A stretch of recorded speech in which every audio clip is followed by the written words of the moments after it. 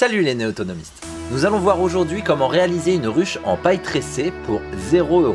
Florence, apicultrice passionnée et membre fondateur de l'association Perma 81, nous présente la fabrication pas à pas, tout de suite sur l'archipel.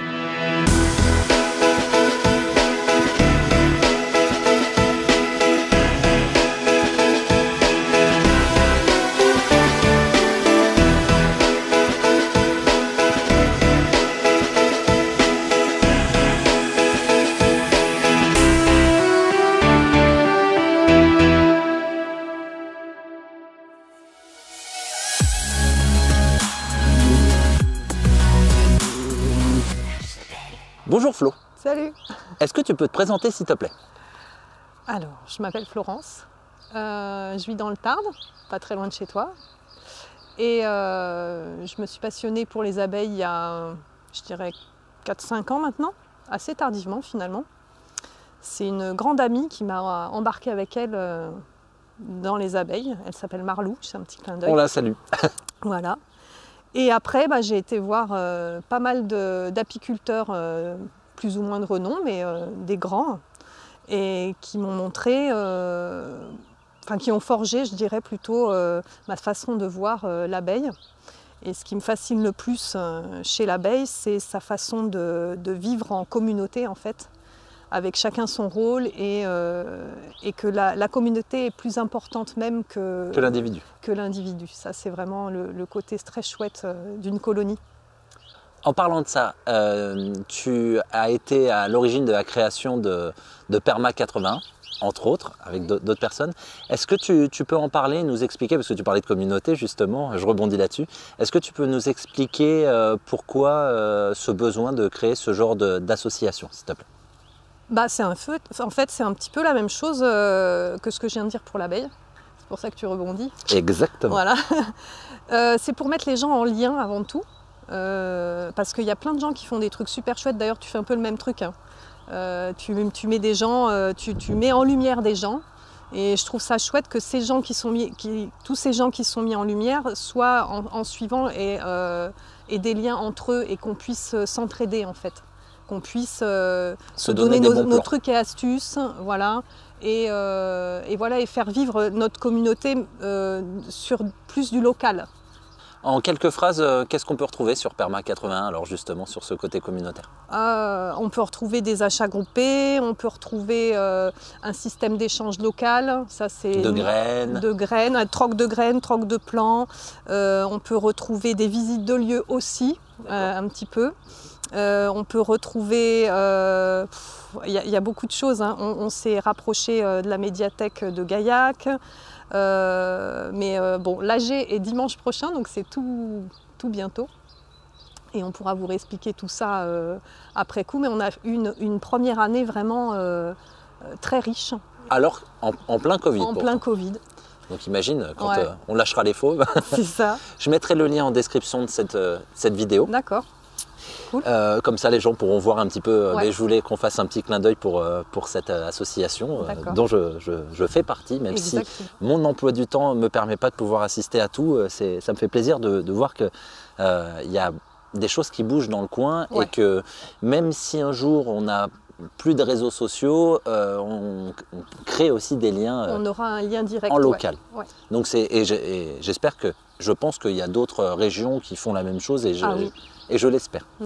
Là, on va revenir sur la ruche. Là, tu parlais donc pourquoi tu t'es passionné par les abeilles, par le côté communautaire des abeilles. Est-ce que tu peux nous expliquer pourquoi cette ruche par rapport aux ruches d'Adam ou Varé, je sais pas. Varé. Pourquoi cette ruche? Explique-nous pourquoi les gens auraient plutôt intérêt à faire ça, ou enfin. Alors, développe. Alors, des ruches, il y en a plein de sortes, et il y en a eu plein de sortes depuis la nuit des temps. Maintenant, ce qui m'intéresse dans la ruche paille, c'est que c'est une ruche que tout le monde peut faire chez soi. On peut utiliser des matériaux, et il n'y a rien qui vient du commerce quelque part. On peut tout faire soi-même. Voilà. Donc ça, c'est très intéressant. Même le cordage, les liens et tout?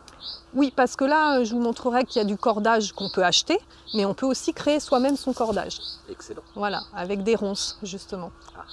Voilà. Donc c'est ça qui m'a intéressée. Maintenant, je trouve qu'il y a d'autres ruches qui sont très intéressantes aussi, comme la ruche tronc, comme la ruche Loiret aussi. La ruche Loiret, elle est vraiment intéressante aussi, parce qu'elle a un petit format, elle est adaptée au niveau taille pour des essaims d'abeilles. Et il y en a d'autres, des plus grandes, où je suis moins fan, évidemment. Tout ce qui est d'Adam, Langström, etc. Ce sont des très grosses ruches. Et là, moi, je suis moins fan, dans le sens où je pense que la physiologie de l'abeille n'est pas adaptée à ce type de très grosses ruches. Voilà. D'accord. Donc, tu conseilles plutôt des petites ruches Pas petites en fait, c'est adapté à l'abeille. Il faut que ça fasse environ 50 litres. D'accord. Voilà, ouais. Ça c'est ça en fait.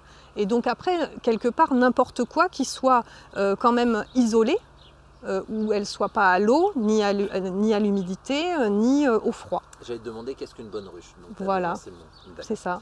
Et ce sont des ruches pour la biodiversité ou pour avoir du miel, pour de la production? Tu peux développer un petit peu l'utilisation principale de...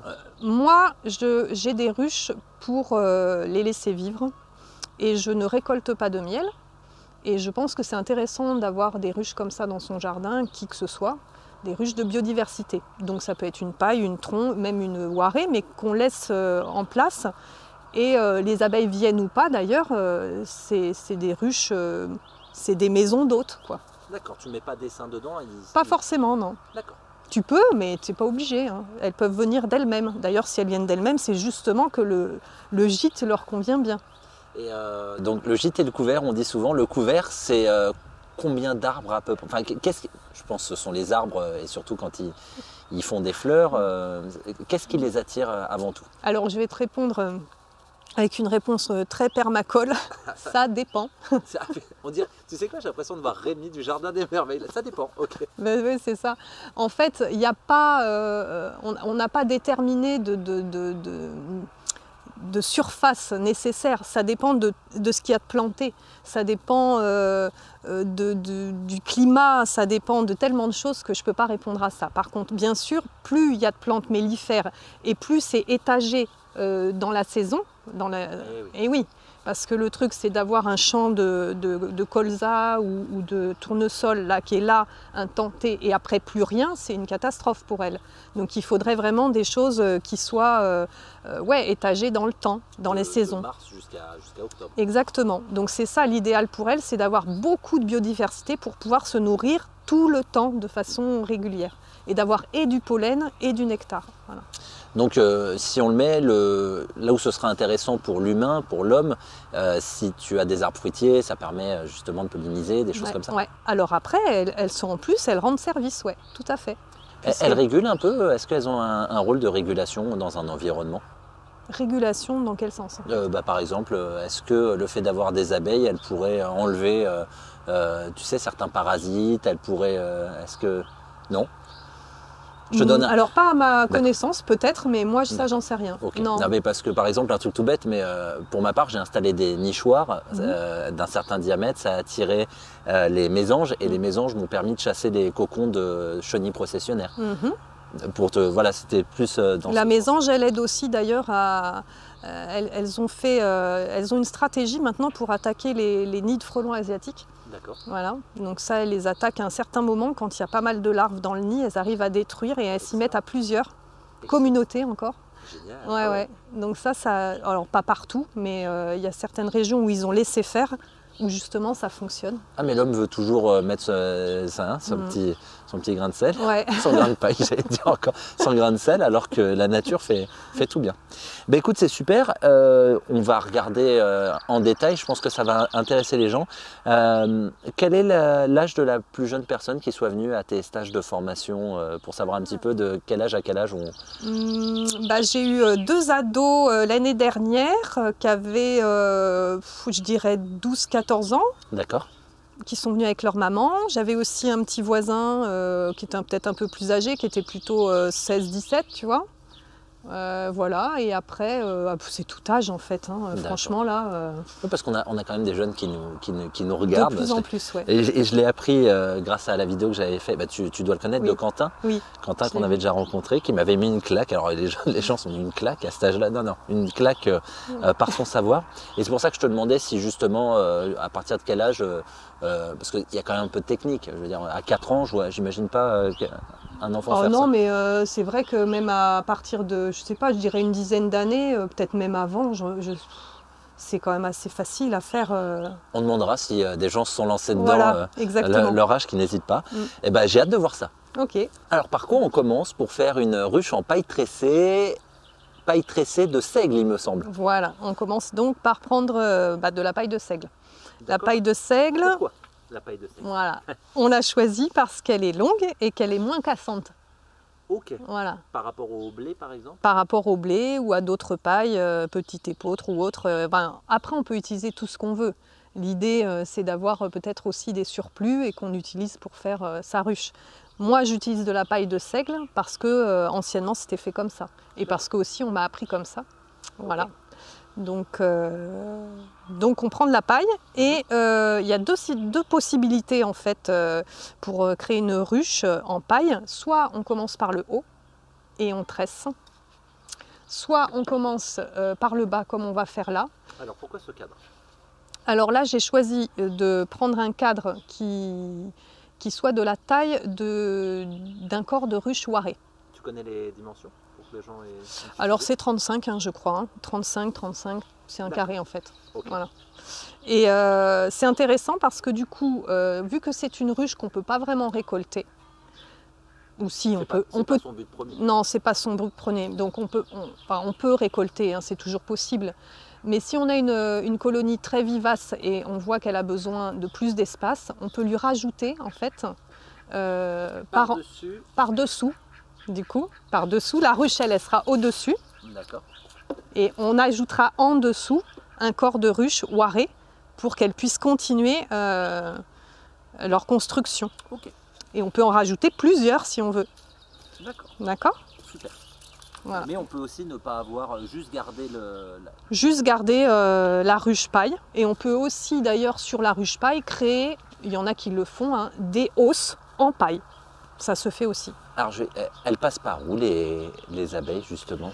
Alors, hop, si tu vois bien, en fait, on a les 8 mm d'entrée de l'abeille. Et tu la trouveras aussi sur l'autre ruche que tu as prise tout à l'heure, qui est finie. Il y a une petite entrée de 8 mm. Et là aussi... Pourquoi 8 mm? C'est parce que les frelons ne peuvent pas passer et c'est pile poil la taille? En général, c'est parce que c'est la taille qu'on choisit pour les entrées d'abeilles. Et oui, il y a certains insectes qui ne peuvent pas rentrer. Et pas que des insectes d'ailleurs, hein. Ça peut être aussi... il y a des souris qui parfois s'attaquent aux ruches. Voilà, et donc il faut éviter que des... Oui. Voilà. Je vois. Ok. On a compris. Donc tu commences par quoi? Je vois que tu as un petit bout de ficelle. Voilà, alors la ruche on peut la faire, là c'est la méthode simple, c'est avec de la ficelle qu'on a donc achetée, c'est en jute, voilà, c'est une ficelle. On peut la faire aussi avec des éclisses de ronces. Éclisse, c'est l'écorce? L'éclisse. Donc là tu prends quoi comme diamètre à peu près pour... Donc normalement c'est de la ronce de 2 ans, il ne faut pas qu'elle soit trop vieille ni trop jeune.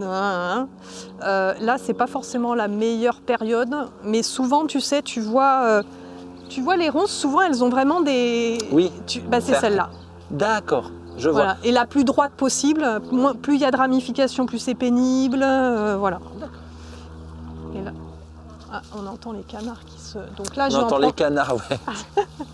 J'en prends un morceau, c'est pas forcément le meilleur. Mais non, mais c'est pour que les gens aient une idée. Voilà, exactement. Donc là, ouais, on voit c'est assez droit. Voilà. Et alors, elle ne veut pas venir.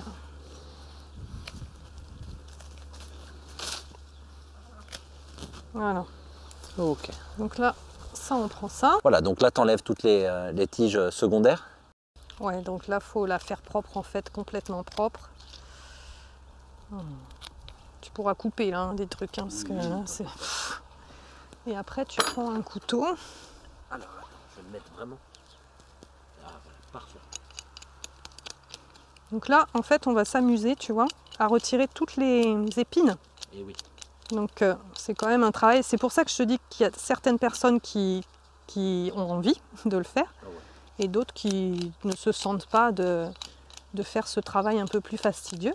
Et là je suis content qu'on filme ça parce que c'est pour montrer qu'on peut vraiment faire ce genre de ruche avec quasiment rien. C'est ça.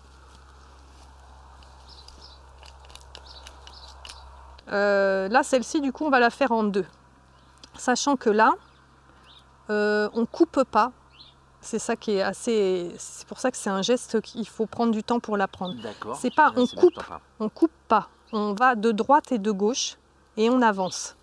Et du coup, faut arracher un petit peu avec la lame, quoi. C'est pas arracher, c'est que en fait, quand tu vas vers d'un côté, ça l'ouvre de l'autre côté, et quand tu vas de l'autre côté, et donc tu retrouves l'équilibre pour rester toujours au milieu. Ok. Tu vois? Plutôt qu'y aller comme un fou, exactement. Tu appuies pas du tout en fait. J'appuie pas là. Hein. Et j'utilise pas. J'utilise pas le couteau. C'est. Tu fais gauche droite. Voilà. Et tu vas pas vers le bas. Le bas se fait parce que tu écartes. C'est ça. Je vais pas vers le bas. Et donc ça, on le fait. On va pas trop loin. C'est juste pour montrer le geste. Ouais, mais j'ai besoin un peu de longueur après. Tu vas voir pour te montrer la suite. Faut passer entre les épines aussi. Ce qui est compliqué, tu vois, c'est que là, elle a aussi des. Eh oui. Donc il faut. Donc ça, les vrais de vrais, ils sont super doués à faire ça, tu vois. Ah mais non mais. Voilà. Bon, on va pas faire ça 10 km non plus, mais c'est pour te montrer. Tu dis les vrais de vrais, ceux qui le font enfin qui le font souvent. Et voilà, exactement. Parce que tu vas pas me dire que t'es pas une vraie de vraie, tu le fais quand même. Donc... Oui, non mais bon. Après, on va enlever tout l'intérieur. Ce qui est blanc. Enfin, moi, je le vois un peu blanchâtre. Ouais, c'est ça. On va enlever ça. Donc, on va utiliser, moi, je prends un bout de cuir, mais ça peut être un bout de jean, ce que vous voulez, mais c'est pour éviter de se flinguer le pantalon.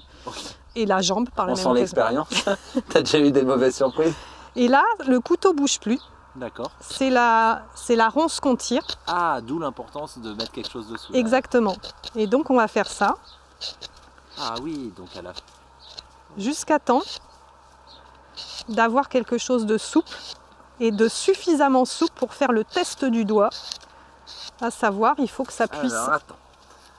Super. Il faut que ça puisse s'enrouler autour du doigt. Et là, on voit, ça s'enroule. Et que après, si le reste, je peux pas l'enrouler parce que j'ai pas. Oui, parce que dedans c'est plein. Voilà.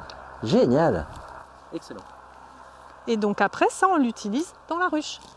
Donc on va coincer. Tu peux reprendre. Attends, je vais me rapprocher, mais est-ce que tu peux reprendre et montrer aux gens ce qu'à la fin, une fois que ça a séché?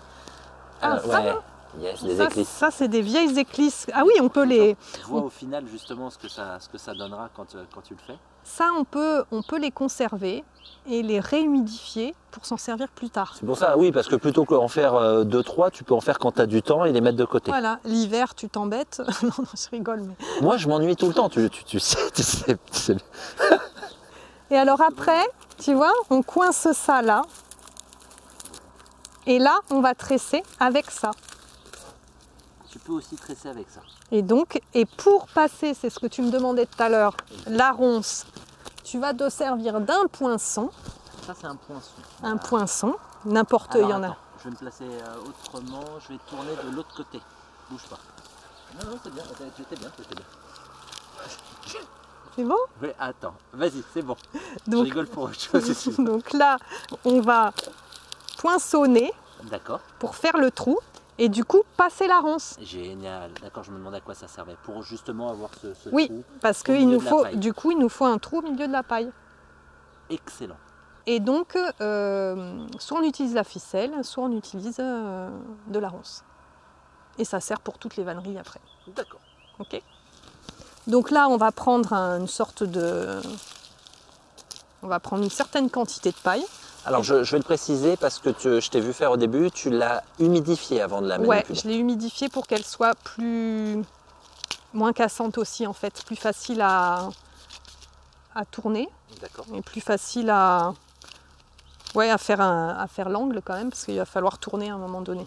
Donc en fait, on veut un boudin qui soit suffisamment épais pour que l'abeille, elle soit isolée à l'intérieur de la ruche. Si tu le fais très fin, tu comprends bien qu'il n'y aura pas d'épaisseur. Voilà. Si tu le fais trop gros, ça va être compliqué à travailler. Okay, d'accord. C'est un juste milieu. C'est un juste milieu. Là, je dirais qu'il y a à peu près 2 cm de diamètre sur. Ouais, 2-3, ouais. On cède, là, je vois au moins c'est la main avec le ouais, à peu près. À peu près, ouais. D'accord. Voilà. Génial. Donc après, là, on va commencer à tresser. C'est-à-dire qu'on va faire un coup dans le vide. Tu as d'abord fait un nœud sur le cadre. Sur le cadre. Le cadre, en fait, il a des petits trous pour pouvoir insérer la ficelle. D'accord. Et on va passer un coup dans le vide. Okay. Et un coup dans le trou suivant. Ah, tu as fait des trous dans le cadre. Tous les combien, rappelle-moi? Ah, je ne sais pas si tu l'avais dit. Non, je ne te l'ai pas dit. Il y a 4 trous sur la longueur des 35, donc tous les combien, je ne sais pas trop. Divisé par 4, voilà. Voilà, donc après, on continue. D'accord. Et après, tu serres quand même un peu. Il faut que ce soit bien serré. Okay. Ça, c'est souvent un défaut. Il faut vraiment il faut serrer quand même pas mal. D'accord. Parce que sinon, après, ça ne tient pas. Et on commence en biais. On essaye de commencer en biais ici. D'accord. Pour qu'une fois qu'on ait fait le tour, d'accord, on puisse revenir et que ça ne fasse pas un gros escalier et un trou. Ok. D'accord. Voilà. Je comprends mieux. Ah, voilà. On voit qu'il y a un petit peu de place juste pour. Okay. Voilà. Donc on continue comme ça. Du coup, après, il va falloir tourner à un moment donné. Alors pour tourner, c'est plus sans que ça pète. C'est pas si je le fais comme ça là, ça risque de casser la paille. D'accord. Donc le mieux c'est de torsader la paille. Ah. D'accord. Et oui, on voit naturellement, tu peux. Ah oui, donc. Au lieu de lui faire un angle à 90, là c'est. Ah, t'en as perdu un peu. Tu vois, celui-là il a cassé. C'est pas grave. Hein. Ah, non, c'est pas grave. Mais si tu le fais vraiment trop fort, ça risque de casser tout. Donc ça, c'est pas. Voilà. Donc là, on va faire comme ça et on va s'ajuster par rapport au cadre. Mais petit à petit, en montant, on va peu à peu mourir et faire de plus en plus rond. Oui, pour que ça se ferme. Pour que ça se ferme et que ce soit. Enfin, après, chaque ruche a une forme différente. À chaque stage, on a des choses formidables parce que oui, c'est jamais les mêmes formes. Mais c'est humain, donc c'est voilà. Jamais... oui. Mais l'idée, c'est quand même de petit à petit l'arrondir. D'accord. D'accord. Donc ensuite, ce que je voulais t'expliquer qui était important, c'est pourquoi c'est intéressant d'avoir de la paille assez longue. C'est que là, tu vois, à un moment donné,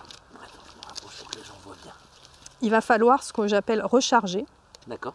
C'est-à-dire qu'on va reprendre de la paille un petit peu. Ah, c'est pour ça que c'est pas grave si ça casse, parce que tu peux en... Ok. Et tu remets à l'intérieur. En passant par l'intérieur. En passant par l'intérieur. Tu mets tout à l'intérieur.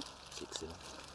Et tu te débrouilles pour que... Parce que plus tu avances là, plus ton boudin rétrécit en fait, puisqu'elle est plus fine au bout. Ok. Donc toi, tu en rajoutes au fur et à mesure pour que ton boudin il reste toujours de la même... homogène. Voilà. D'accord. Et donc il faut en rajouter assez souvent. Donc c'est pour ça que là, il n'y a pas de... Il n'y a pas de formule miracle, c'est à l'œil que tu fais ça selon... Exactement. Okay. C'est pour ça que justement on en a tellement de différentes, c'est que les gens ils n'ont pas le même œil. Donc celle-ci, bah, je vais la stopper. Tu vois, je vais l'arrêter, si elle veut bien. Et en fait, d'un étage à l'autre, en fait, tu vas t'accrocher en suivant non plus au cadre. C'est important. Ouais, c'est important de bien serrer. Tu rentres au milieu de... Et là, en fait, alors ça c'est rigolo, tu vois. Comme c'est une ruche de démo. Ouais. Ah ouais, celle-là, elle a Je pense que c'est ma fille qui l'a commencé. D'accord. Comment tu le sais? Elle a sa patte? Non, parce que... Ah non, je dis des bêtises. Tu vois, je pensais elle tournait dans l'autre sens, mais non, elle tourne dans le même sens que moi. Mais je suis sûre que c'est ma fille qui l'a commencé. Tu tournes dans le sens des aiguilles d'une montre. Ah, mais tu tournes dans le sens que tu veux. Ouais, mais toi et moi, je tourne comme ça. Donc là, voilà. Juste comment tu passes d'un étage à l'autre? Tu remets par-dessus et tu retresses ou c'est juste la continuité? C'est juste la continuité. Tu peux, si tu veux, en effet, rajouter un peu quand ta paille, tu la trouves sèche et que tu as du mal à la manipuler. Tu peux la remouiller. Celle-ci, c'est ça. Au moment de la travailler, tu vois là, elle est vraiment un peu léger. Il n'y a pas de casse en fait. Tu vois, là, j'ai retressé sur le boudin du dessous. Mais tu décales quand même un tout petit peu pour qu'elle puisse se fermer au bout d'un moment. C'est ça. Tu décales à quel moment, dès que tu as fait un tour de cadre? Non, sur les premiers tours, il ne faut pas décaler, il faut monter relativement droit. Alors, est-ce qu'on peut le filmer pour que les gens aient... Je dirais sur les 4 premiers... Je ne sais pas ce que tu veux filmer. Filmer un côté pour que les gens... Là, on voit que sur les 3 premières rangées sont à peu près droites. C'est ça. Là, il a même été rentré un peu trop. D'accord. Tu vois. Mais bon, après, voilà, c'est chacun met sa patte. Tu peux aussi faire... Il y en a des fois qui ont un peu une forme de cloche.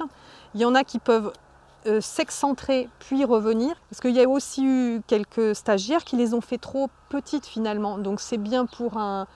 Pourquoi pas un attraper-sein, mais pour une colonie complète, c'est un peu juste parfois. Je vois. Bon, là, à mon avis, tu ne l'auras pas pour le montrer. Parce que les gens là ont bien compris. Une fois que tu arrives tout en haut, comment ça fonctionne? Bon là, malheureusement, on n'aura pas jusqu'au bout, mais qu'est-ce que tu mets pour que ça puisse tenir? En fait, ça va tu es d'accord que ça fait spirale? Et donc, tu arrives sur un rond central. Exactement. Tu arrives sur un rond central. Et ce rond central, en fait, tu vas tourner. D'accord. Et à un moment donné, alors soit tu lui fais une houppette en extérieur. D'accord. Tu vois. D'accord. Soit tu le rentres à l'intérieur. C'est aussi toi qui vois. Ou alors, il y en a aussi qui la ferment pas complètement et font un chapeau.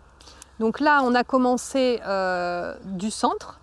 On voit bien les fameux liens en ronces. En ronces, comment tu appelles ça? Des éclisses. Des éclisses. Et j'ai fait une bêtise, j'ai dit ortie, mais avec l'ortie, on peut aussi faire des ficelles. Donc ah bah là, c'est encore autre chose, ouais. D'accord. Donc ça, c'est les éclisses de ronces. Donc on commence du centre et là, on peut la tresser dans l'autre sens. Pour un débutant, ça, c'est plus compliqué. D'accord. D'accord. Donc, c'est quelque chose que je montre et en fait, je laisse les gens faire s'ils ont envie de le faire ou s'ils n'ont pas envie. Faire des éclisses, c'est pareil, c'est pas facile. C'est la guise. Donc, je montre, mais après, ils font ce qu'ils veulent. S'ils ont envie d'en faire, ils en font. S'ils n'ont pas envie. C'est pour ça que si tu veux, si tu la fais que avec de la ficelle et que tu es un bon tresseur, pas dans la journée, mais allez, une journée et plus une paire d'heures, elle est finie la ruche. Mais il faut savoir qu'une colonie, en plein printemps, elle peut aller jusqu'à 50 000 individus, donc c'est quand même, ça prend de la place. Voilà. Et après, si elle a de la place, la colonie, elle grandit toujours, elle grandit. Mais il faut qu'elle ait quand même un cocon qui puisse se chauffer facilement, surtout l'hiver. Ok. Voilà. D'accord. Et après, c'est peut-être le nombre qui fait la chaleur aussi. Quand ils sont concentrés. Bien sûr, mais en hiver, la reine s'arrête de pondre un temps. Du coup, les abeilles meurent au fur et à mesure parce qu'elles ont une durée de vie qui serait... Enfin, les abeilles d'hiver vivent beaucoup plus longtemps que les abeilles d'été. D'accord. Parce que c'est des abeilles qui travaillent beaucoup moins, mais qui sont là juste pour réchauffer la colonie, si tu veux, et qui se nourrissent juste et qui attendent que l'hiver passe. Donc elles vivent beaucoup plus longtemps. Et la colonie, en fait, pendant l'hiver, elle part du bas de la ruche, quel que soit le type de ruche. Elle part du bas de la ruche et petit à petit, elle se déplace jusque vers le haut de la ruche en mangeant les réserves. Et en fait, les réserves qu'elle laisse... comment te dire? Les réserves leur servent aussi d'isolation. Le miel leur sert d'isolation aussi. Je savais pas. Voilà. Donc plus elles mangent de miel, moins elles sont isolées. Mais elles remontent pour être toujours plus au cœur et plus à la chaleur. Et normalement, si on leur a laissé, parce que souvent c'est ça le problème, c'est qu'on ne leur laisse pas suffisamment de miel. Moi, j'en prends pas du tout, mais il y a des gens qui prélèvent et qui ne leur laissent pas suffisamment. Du coup, elles n'ont plus de quoi s'alimenter, ni se réchauffer par la présence de pain de miel complètement plein. Ça peut être une des raisons aussi pour lesquelles elles meurent, parce que souvent on met, même si on est d'accord, les champs, les voilà, c'est une des raisons, mais ça peut être aussi un problème, c'est quand on les exploite, si on le fait mal, on peut nuire à la... Alors dans le temps, les anciens, c'est qui m'a raconté ça? Je pense que c'est Henri Giorgi, celui qui m'a appris à faire la ruche-tronc. C'est un super gars lui aussi. Il me racontait ça, il me disait que dans le temps, si vous veux, les anciens, avec leur ruche-tronc, ils allaient prélever un peu. et puis refermer la ruche. Alors, très longtemps encore avant, on allait chercher le miel en forêt, on détruisait la colonie, on récupérait le miel, point terminé. Et puis après, on a fait des ruches. On a fait des ruches où on mettait les colonies dedans, on détruisait, on récupérait le miel et on allait chercher d'autres colonies. Mais ils se sont aperçus que c'était quand même un boulot d'aller chercher les colonies, tu comprends? Donc, après, ils ont essayé de ne plus les détruire. Et donc, ils prélevaient un peu, soit dans les ruches paille, soit dans les ruches troncs, soit dans d'autres ruches.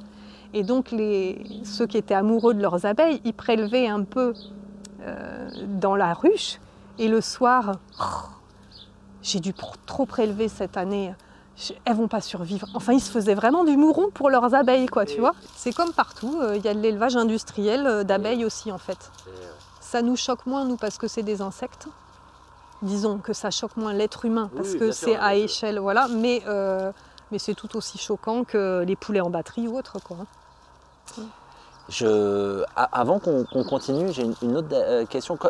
Comment on choisit un emplacement d'une ruche sur un terrain? Alors ça, c'est la question qui revient, mais alors chaque fois, c'est vraiment... Au moins, comme ça, on aura une réponse. Comme ça, ça sera moins posé. Alors, je vais te jouer Rémi, ça dépend. Quels sont les points clés à prendre en compte, alors? Alors, déjà, les ruches, elles aiment être souvent orientées sud-sud-est. Okay. L'ouverture de la ruche, plutôt sud-sud-est. Plutôt au chaud, alors. Voilà. Après, je te dirais, ça dépend de ce qu'il y a devant, si elles ont beaucoup de... Ouais, en fait, si elles ont de la place ou pas.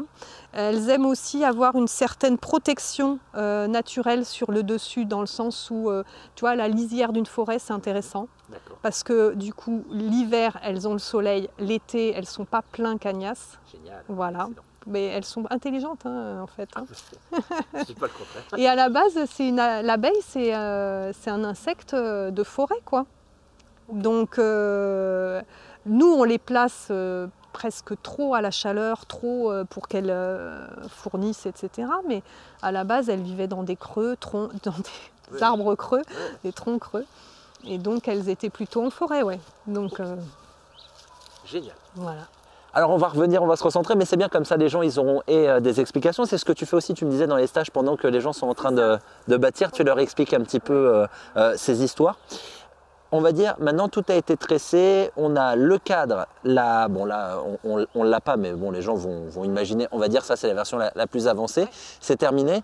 Maintenant, comment on l'isole et est-ce que le fait de pouvoir isoler, ça permet par la suite de résister aux pluies, etc. ou est-ce qu'il faut quand même les placer à un endroit où ce ne sera pas humide?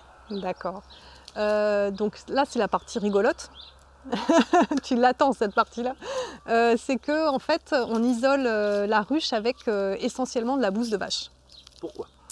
Pourquoi? Parce que c'est un liant intéressant, parce que c'est fibreux, souvent on la récupère dans l'étable ou pas loin, donc il y a aussi un peu de paille dedans et ça permet d'être structuré et de tenir. Comme pour les maisons en fait, quand on met de la paille pour isoler, d'accord. Voilà. On y ajoute un peu de cendre à l'intérieur, tamisée. Alors, encore une fois, on dirait un enfant, pourquoi? Alors la cendre tamisée, alors de toute façon, ces techniques-là, on n'a pas de réponse à 100% connue, quoi. Il y a même des gens qui rajoutaient un peu d'argile. Il y a plein de pourjets, ça s'appelle un pourjet. Il y en a qui mettaient de l'argile dedans. Alors on ne sait pas bien pourquoi, parce que l'argile, ça rend quand même plus lourd. Mais en effet, ça supporte peut-être un peu mieux les intempéries. Donc si la ruche est placée à un endroit avec éventuellement quelques humidités ou quoi, c'est peut-être mieux. Moi, j'ai jamais mis d'argile dedans. Et de toute façon, la ruche en paille, c'est de la paille. Et c'est de la bouse. Et donc, ça supporte mal d'être dehors. On va se déplacer vers la terminée pour que les gens voient. Bon, ouais, on va pas te mettre faire mettre les mains dans... J'ai la bouse, hein, si tu veux. Ouais, bon après, si. Non, mais tu peux le faire, toi? Ah bon, alors je vais te dire, moi je manipule du crottin de cheval pour mettre dans le terrain, je manipule mes toilettes sèches, franchement ça me gêne pas et je trouve même, ça va peut-être en choquer, mais je trouve même que ça sent bon les bouses, donc... Bah bon, là telle qu'elle est là, ça sent plus rien. Hein.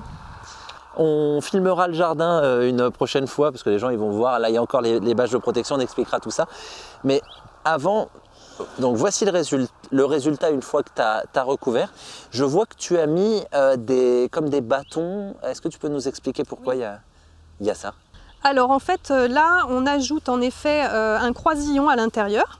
Un croisillon, d'accord. Alors on va le voir. Yes. Voilà. Alors attends, est-ce que moi je le vois pas? Attends, je le vois pas. Si, super, je le vois. Voilà. Donc, et on le voit bien fini. Dessous, alors tu as mis un chapeau et on le voit aussi. Ouais. Excuse-moi, j'en profite aussi. Celle-ci, elle a un chapeau. D'accord. Elle a même 2-3 barrettes, si tu les vois. Oui, on les voit. Qu'on n'est pas du tout obligé de mettre. Hein. Ça, c'est un truc que j'avais fait en plus. En plus, voilà. Ça, okay. Et alors pourquoi les croisillons? Excuse-moi, je t'ai coupé. Alors les croisillons, c'est pour supporter les pains de cire et de miel. Ça peut devenir lourd et c'est une accroche supplémentaire en fait pour qui supporte les constructions des abeilles. D'accord, c'est un petit support pour tenir. Ouais, c'est un support parce qu'en fait là, c'est vrai que dans ces ruches-là, elles ont beaucoup de choses sur quoi s'accrocher. Donc ça c'est nickel, mais ça supporte quand même aussi, parce que ça peut être lourd. Hein. Ah oui, j'en doute pas. Une ruche pleine de miel, c'est lourd. Hein. Ouais, voilà. Parce que là, ce qui est aussi génial, parce que je l'ai porté tout à l'heure, c'est extrêmement léger. Alors ça, c'est très léger, ouais. Elles construisent toujours depuis le haut et ça descend. Et elles vont en suivant, en fait, elles vont en descendant, ça va se poser dessus, en fait. Voilà.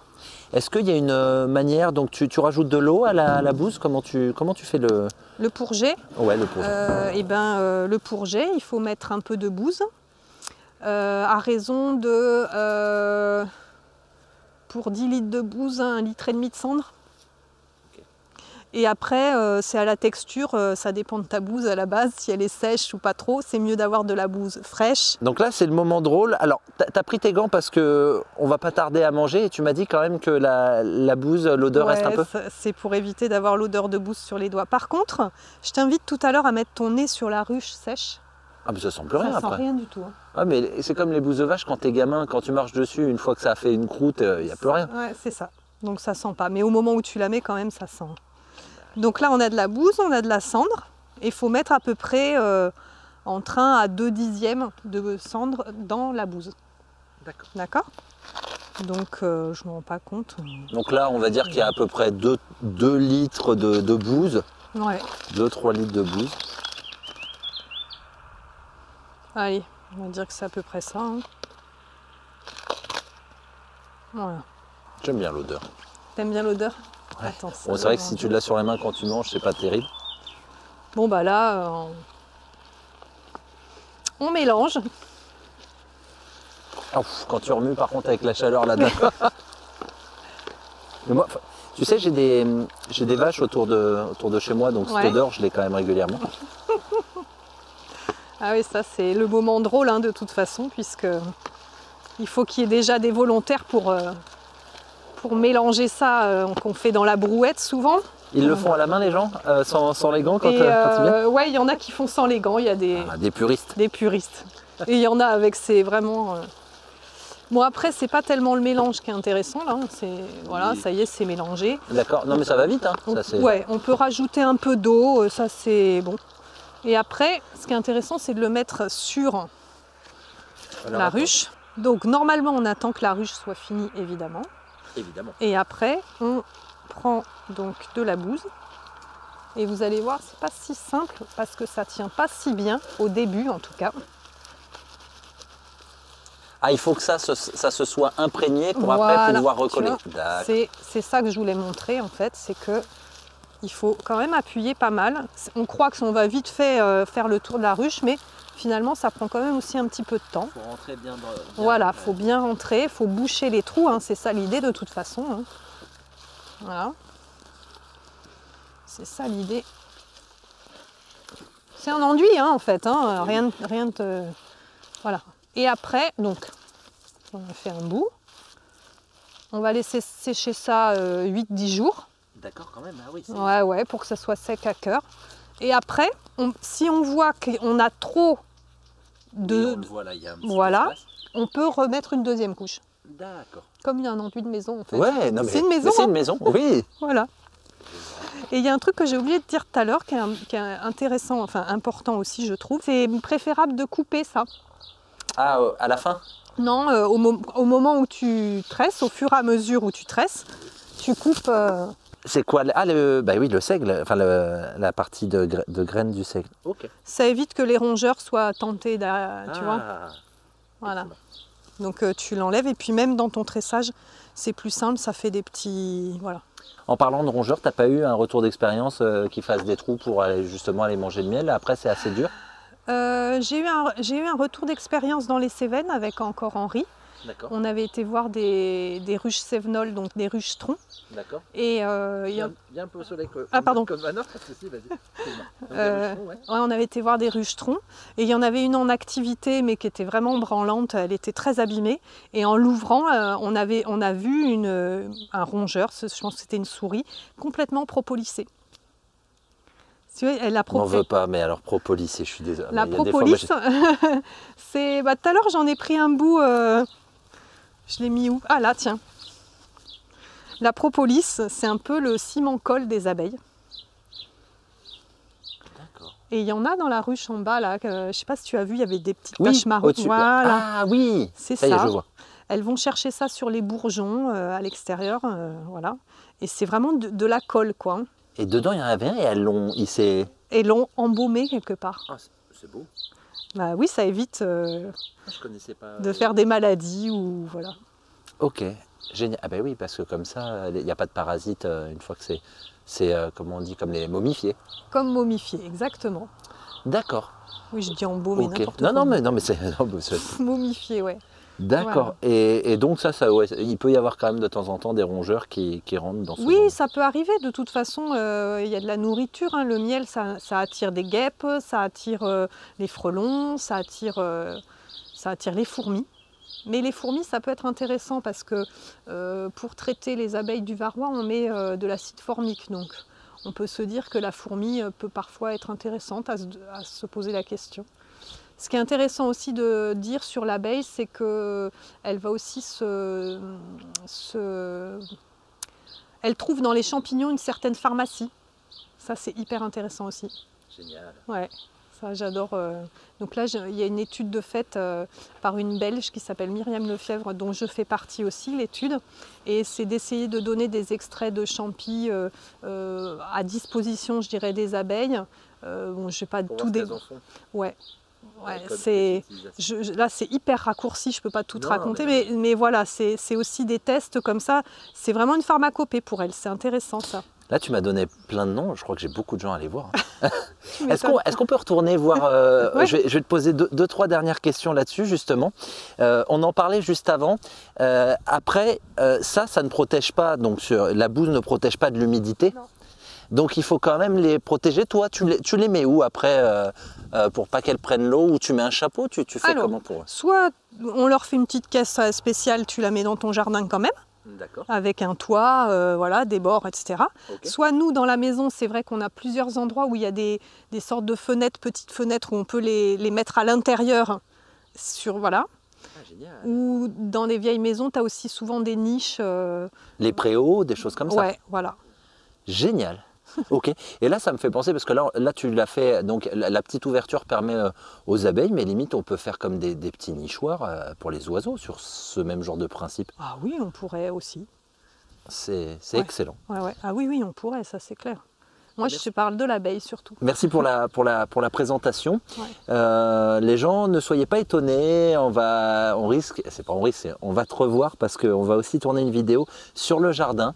Tu as aussi fait une formation, un CCP. Alors, est-ce que tu peux nous dire ce que c'est un CCP pour dire aux gens un petit peu ce qu'ils vont? C'est un cours de conception en permaculture.